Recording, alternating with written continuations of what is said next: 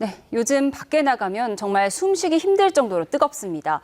온열 질환자는 1,500명이 넘었고 13명이 목숨을 잃었습니다. 폭염이 우리 몸에 얼마나 위험한지 또 어떻게 대처해야 하는 건지 전문가에게 자세히 물어보겠습니다. 유병욱 순천향대 가정의학과 교수 화상 전화로 연결돼 있습니다. 나와 계십니까? 네, 안녕하세요.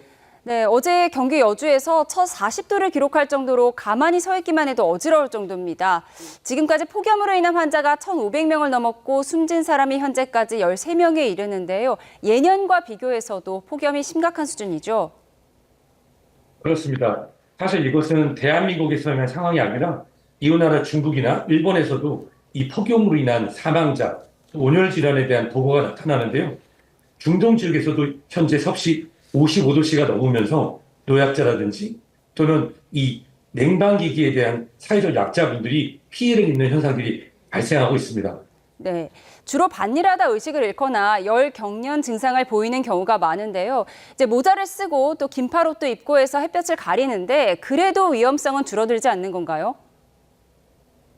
네, 그렇습니다. 사실 우리가 직접적으로 햇볕을 쐬서 체온이 올라가는 것도 있지만 최근에 대한민국에서 나타나는 현상을 보면 장마철이 지나면서 습도가 높으면서 지면이 햇빛을 받아 올라가는 복사열로 열대야가 지속되는 소위 말하는 찜통더위 또는 샌드위치 더위라고 하는 것이 지속되는데요. 이는 우리가 인간이 견딜 수 있는 섭씨 한계, 즉 체온보다 높은 온도에서 지속되면서 습도가 높은 경우에는 호흡 등의 불안이 생기고 네. 이것으로 인한 탈수로 여러 가지 질환이 발생할 수 있습니다. 네, 온열 질환에도 종류가 나뉜다고 들었습니다. 증상별로 어떻게 나눌 수 있나요? 우선 일반적으로 우리가 일사병과 열사병을 많이 혼돈하시게 되는데요. 일사병은 열탈진과 같은 질환입니다. 열탈진은 보통 예전에 고등학교, 중학교 월요일 오후에 교장 선생님 훈시 말씀하실 때 학생들이 쓰러진다. 햇빛 때문에 기온이 없어서 탈진돼서 쓰러진다고 하는 게 일사병이라고 하면 네. 열사병인 경우에는 체온이 40도 이상 그리고 체온 조절 중추가 고장나면서 땀이 나지 않고 이로 인해서 호흡이 낮아지고 사망에도 이를 수 있는 것을 열사병이라고 합니다. 그 외에도 열로 인해서 다리나 사지가 붓는 열부종 또는 열경련 등의 여러 가지 온열 질환들이 있습니다.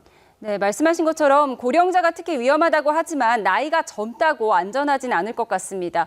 지병 있는 환자 중에서 특정 질병을 앓고 있는 분들이 폭염에 더 위험하다, 아니면 특정 체질이 더위에 더 약하다, 뭐 이런 기준이 있을까요? 네, 50대, 60대의 젊은 층에서도 사실 당뇨병, 이상지질혈증, 고혈압 또는 콩팥질환, 만성 심장질환 등 이 탈수가 진행되면서 혈액의 흐름이 낮아지고 이것으로 인해 혈전이 생길 수 있는 경우에서 젊은 층에서도 돌연사 등이 발생할 수가 있는데요. 특히 열대가 지속되면서 수분 섭취가 부족하고 혈당 조절이 안 되거나 신장 질환이 악화되는 경우에는 꼭 노약자나 또는 이 온열 질환의 사회적 약자뿐만 아니라 50대의 젊은 층에서도 심근경색이나 뇌혈경색 같은 질환이 발생할 수 있습니다. 네, 최근의 나이와 연구를 보면은 상관없이 조심해야 할 것 같습니다. 네, 지난 주말에는 서울 잠실과 울산에서 야구 경기가 취소되기도 했잖아요. 폭염으로 프로야구가 취소된 게 KBO 리그가 출범한 지 43년 만에 처음이라고 합니다. 근데 그 기준이 KBO는 섭씨 35도 이상인 상태가 이틀 이상 지속할 경우에 경기를 취소할 수 있다고 규정하고 있는데요. 섭씨 35도가 어떤 기준인가요? 사실 섭씨 35도에 대한 명확한 기준이 있는 것은 아닙니다. 하지만 횡문근 유계증이라고 하는 질환이 있습니다.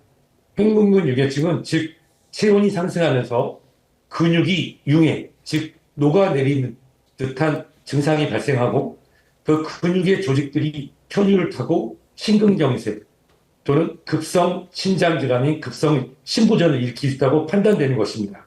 따라서 가만히만 있어도 체온이 상승하고 이로 인해서 신장 기능이 떨어지고 근육이 융해되는, 즉 근육이 녹아내리는 상태가 될 수 있었으므로 과거에 우리가 그 여름에 더울 곳에 훈련을 받거나 또는 집단 활동을 할 때 발생하는 경우가 있었는데요. 이번에 이런 프로야구의 취소는 관중에 대한 보호 차원에서 적절했던 것으로 판단됩니다. 네. 이틀 전에는 전북 익산에서 소방관이 숨지는 일도 있었습니다. 50대 소방관이었는데 근무 교대를 앞두고 화장실에서 쓰러진 채 발견이 됐어요. 근데 이 소방관이 하루에 6건 출동한 것으로 파악이 됐습니다. 아직 정확한 사인은 밝혀지지 않았지만 소방관이 출동할 때 입는 방화복 무게가 20kg에 달하잖아요. 이 부분도 관련이 있을까요? 우선은 우리 고인과 고인 가족분, 동료분들께 심심한 애도의 말씀을 드리고 싶습니다. 우리 소방관, 소방교분 덕분에 저희는 안전한데요. 우리가 생각해보면 이 열기로부터 우리 몸을 보호하는 이 소방관, 소방교분들이 입는 옷들은 반대로 얘기하면 우리의 체온이 밖으로 발산되지 않는 이런 보온의 효과도 갖게 됩니다. 즉, 이런 더운 무더위에 또 화재 현장에서의 열기, 또 이 자체의 열기 때문에 우리 몸에서 땀이 발산되지 않고 또 체온이 올라가게 되면 열사병이 발생하면서 체온 조절 중추 이상으로 인한 호, 심근, 경색 등이 발생할 수도 있고 또한 혈전증 등이 발생할 수 있으므로 이런 폭염 기간에서 열에 노출되는 작업장에 계시는 분들에 대한 배려가 필요할 것으로 생각됩니다. 네, 중요한 게 폭염 대처법일 것 같아요. 반드시 지켜야 할 점은 어떤 게 있을까요? 우선은 일반적으로 오는 폭염에 대한 메시지가 있습니다. 오전 11시부터 오후 3시까지는 그 외출을 자제하는 부분. 근데 그뿐만이 아니라 사회적 약자로서 냉방기구를 사용하실 수 없는 분들, 그리고 낮 시간에도 우리 사회를 위해 일하시는 분들이 있습니다.